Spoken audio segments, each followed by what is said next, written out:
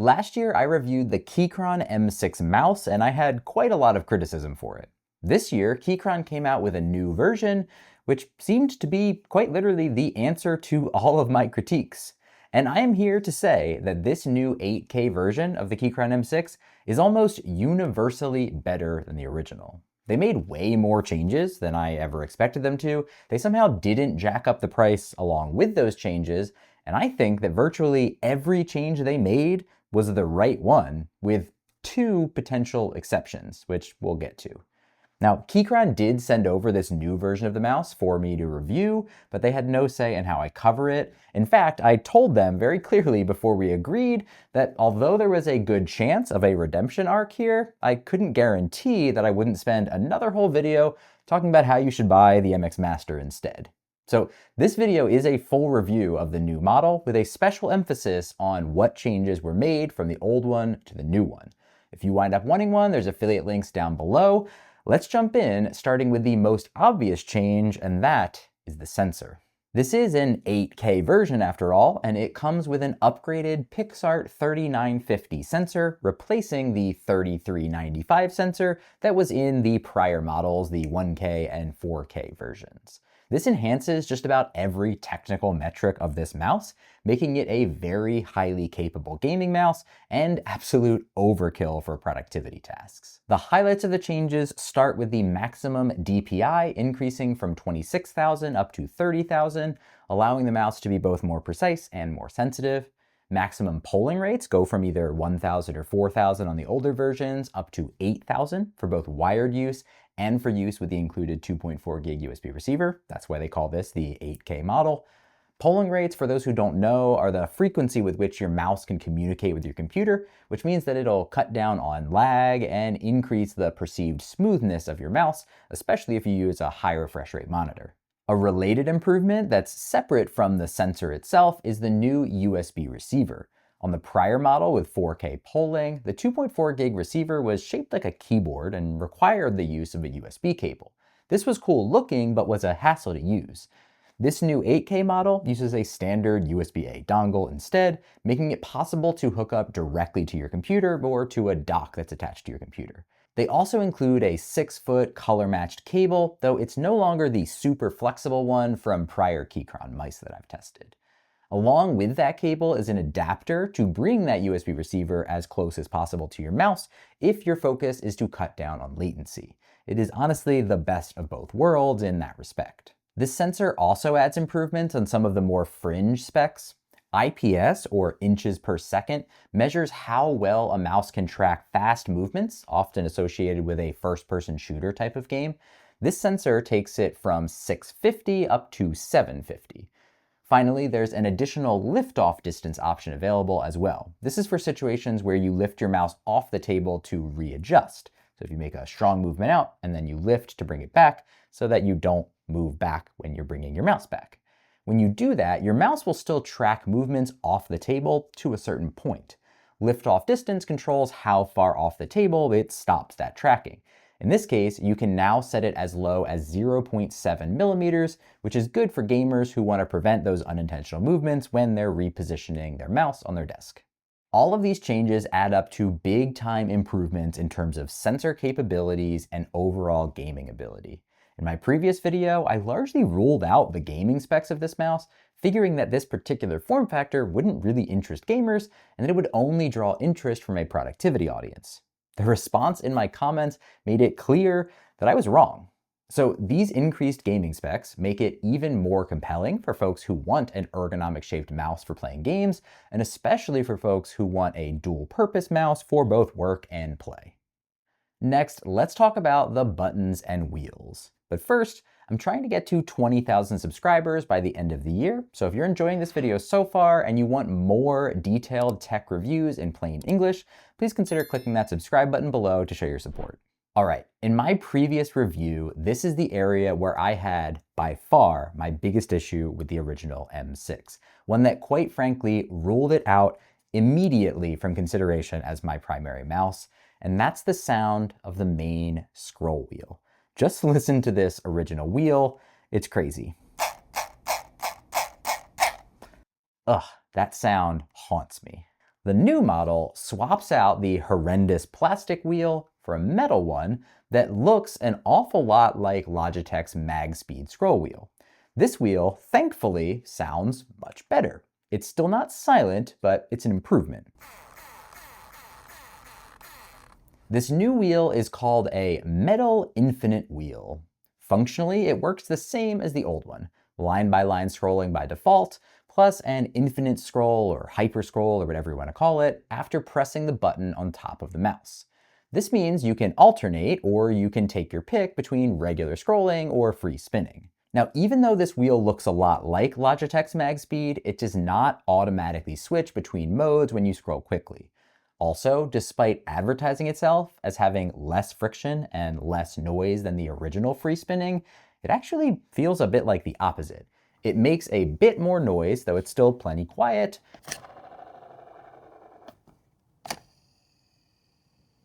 And it actually stops more quickly when I try to spin it with the same force as the original plastic wheel. Either way, it is a massive improvement and makes this mouse actually usable for me personally. Additionally, the main scroll wheel maintains the side-to-side tilt functionality that was on the original model, but it has the same shortcomings as before, moving in increments that are just far too small to be useful, and having no ability to press and hold to scroll more quickly. So just like before, you're probably not going to use that tilt for productivity tasks unless you need to move in very fine increments across your screen, but maybe you could assign it as a special function via Keychron's software to swap weapons or cycle through other settings in a game. That could actually be cool. Since the tilt isn't great, the better option for scrolling side to side is the side scroll wheel. The side wheel's positioning has not changed. I still find it a bit too high for my hand. It's the same physical wheel with the same tactile bumps as you use it. However, it actually seems a bit easier to spin than my original model. On the original, I had an issue where if I pushed too lightly, it wouldn't spin at all, and if I pushed too hard, I would wind up picking up the mouse as I scrolled. Well, that's not totally gone, it's better. So it either means that there is a bit of fine-tuning that happened on this new model, or there's just some variability in production, and maybe I actually had an original model that was far stiffer than most. Tough to say for certain, but if they're all like this new one, it is a much better experience than before. The side forward and back buttons on my 8K model sound better and more consistent. Last time, they were a bit louder and more hollow. Finally, there are the main left and right clicks. These mice previously used traditional Huano micro switches, which were totally fine, though I have always preferred silent switches personally, like what's on the MX Master 3S. When I first read up on this new M6, I definitely did not expect to see this change, but on the 8K model, they have adopted a Huano silent micro switch. Here is a quick sound comparison.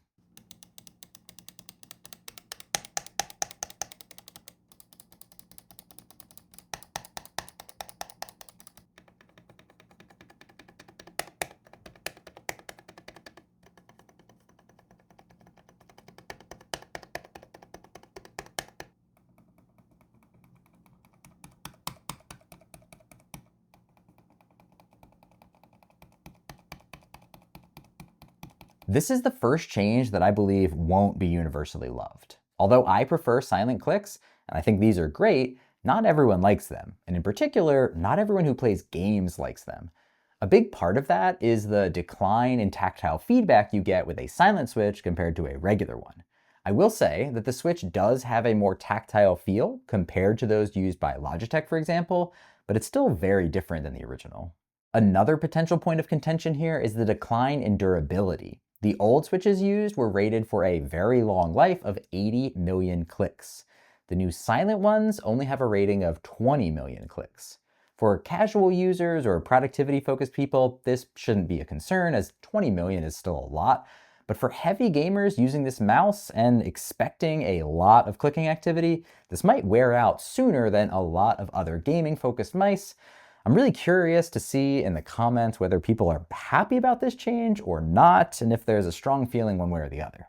Now let's move on to build and design. The appearance of this mouse has not changed much. It's still available in either black or white, and the only visual difference is the new silver scroll wheel.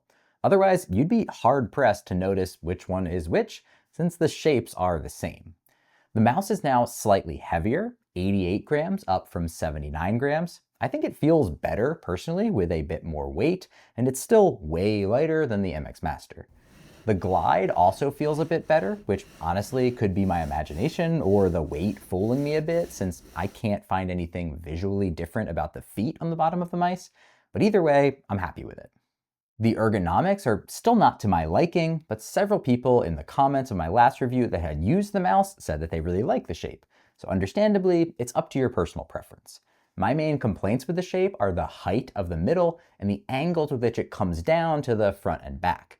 With my hand size, I find myself unable to use a relaxed grip that I would expect in a more ergonomic focused mouse, instead finding that floating my palm is the most comfortable position for me personally.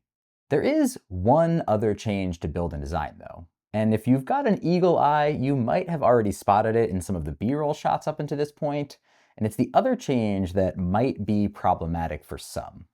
It's a change in material. On the original M6, I disliked the feel of the basic ABS plastic that they used. The comments, however, had many people sticking up for the choice and criticizing the use of soft-touch rubberized materials in mice like the MX Master due to the lack of long-term durability. Totally a fair take, and it's not that I disagree, but I have had pretty good success keeping soft-touch mice clean over time, which is obviously not the case for everyone. So what changed on the Keychron? Honestly, I'm not 100% sure. It's definitely softer, it's definitely more grippy, and that change is applied across the entire top, including the main buttons. It's really hard to tell if it's actually a rubber coating like Logitech uses. I'm leaning towards no, but I can't say for sure. If it is a rubber coating, it's considerably thinner than Logitech uses, and therefore likely to be less problematic over the long run. However, it's tough to say how it's going to hold up for everyone. It also feels like something that may make some people's hands actually sweat more, and ultimately just may not be as comfortable for some people. I like it personally, and I think it's a welcome change from the original plastic that's much rougher, but based on how passionate some people are in their absolute hatred for the materials on the MX Master, this change probably will upset some people. For the rest of the functionality and features, this mouse works with Mac or Windows. It has 3-device Bluetooth, which now uses Bluetooth 5.3 instead of 5.1.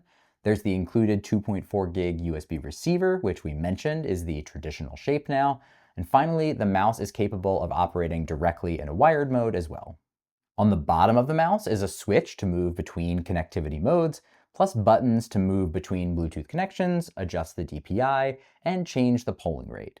DPI and polling have pre-configured levels with colored lights to differentiate them, and you can customize the ranges from Keychron's launcher software. Keychron Launcher is a web-based platform, so you don't have to install the Keychron engine software on your computer anymore, and you shouldn't have any issue with compatibility on Windows or Mac since it's all web-based. This makes it much easier to customize, and you don't have to worry about any of those potential security risks that some people fear associated with installing programs directly on your machine. Also in the software, they've added in some additional features, including debounce adjustment for all buttons individually, not just a single setting. This controls how quickly your mouse button resets after a press when it's readying for another press, and helps to avoid accidental double clicks that might happen sometimes. Finally, they added in custom profiles in Launcher to allow you to set specific settings and configurations for games or for work, and then you can switch between them pretty easily. This new model has the same 800 milliamp hour battery and is advertising the same battery life as the 4K model, getting up to 120 hours of use when in the 1K polling mode. The wild thing about this mouse update is the fact that they changed so many things. The scroll wheel, the switches, the outer material, the sensor, and all the things that come with that.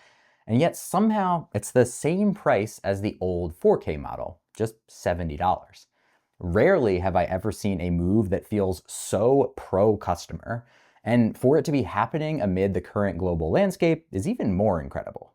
However, much of the impact of US tariffs seem to be influencing product shipping charges in particular, which makes total sense, but it's good to call out. Historically, Keychron would charge me around $10 to $15 to ship a single product, depending on which product it was. This mouse costs $20 to ship.